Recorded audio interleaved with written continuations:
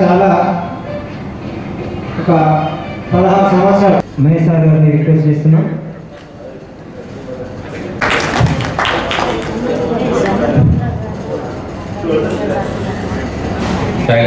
సంతోషకరమైనటువంటి విషయం ఏంటంటే మీ పాట షూర్గా పాఠం చెప్పడానికి ప్రయత్నం చేసిన, అర్థవంతంగా చెప్పడానికి ప్రయత్నం చేసిన, నాకున్న నాలెడ్జ్ని నేర్చుకొని ఇంకా తెలుసుకొని మీకు చెప్పేటువంటి ప్రయత్నం చేసినటువంటి కరెంట్ అఫైర్స్ని కూడా మీకు చెప్పే ప్రయత్నం చేస్తున్నాను. జనరల్ నాలెడ్జ్ ఇష్యూ చెప్పడానికి కూడా ప్రయత్నం చేసిన.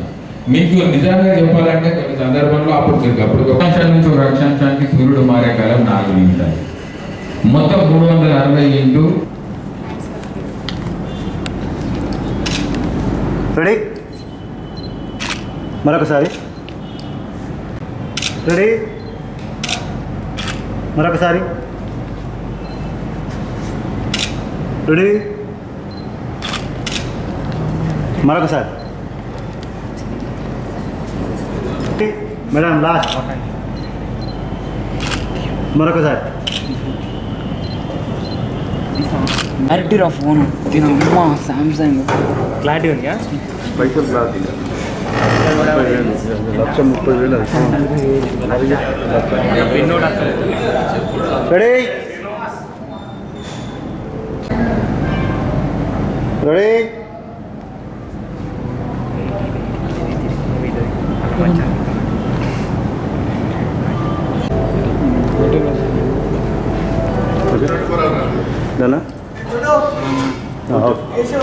మేడం మీరు అందరూ బయట తీసుకురండి. రెడీ,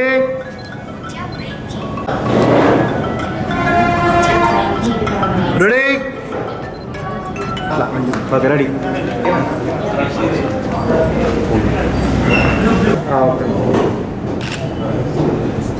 ఓ మరొకసారి రెడీ, రెడీ మేడం. అది జరగచ్చు, అది గ్యాప్ తక్కువ ఉంది.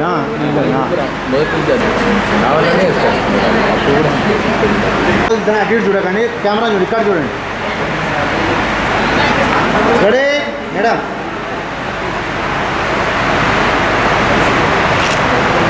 మరొకసారి రెడీ. ఇంకా జరుగుతారు మీరు కొంచెం ఇంకా ఇంకా okay sir, sir okay ready sir. Last madam ready.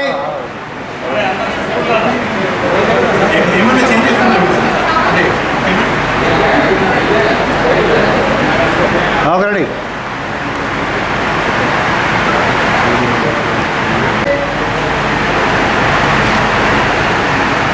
ఒకటా ఈ కార్యక్రమాన్ని ఏర్పాటు చేసి మళ్ళీ ఒకసారి 30 ఏళ్ల క్రితానికి మమ్మల్ని తీసుకెళ్లేలా చేసినటువంటి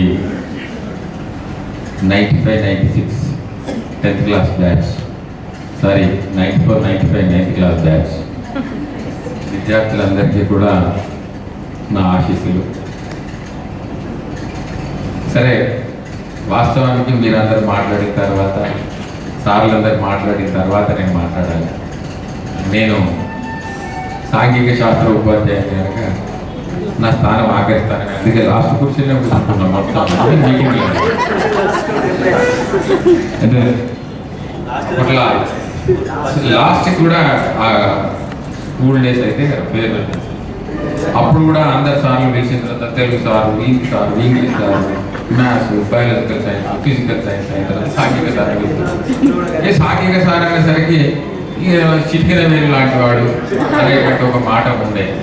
నేను లాస్ట్కి ఒక మాట చెప్పేది, ఊరికే చూసి నాకు బాధ అనిపించింది, చిటికెన వేలు లాస్ట్కి చెప్పిన, ఎవరికైనా సరే జీవితంలో చిటికెన వేలు పట్టుకొని అదృష్టం కలిసేది, జీవితం భాగస్వామి కలిసి వచ్చేది చిటికెన వేలు పట్టుకొనే వస్తారు.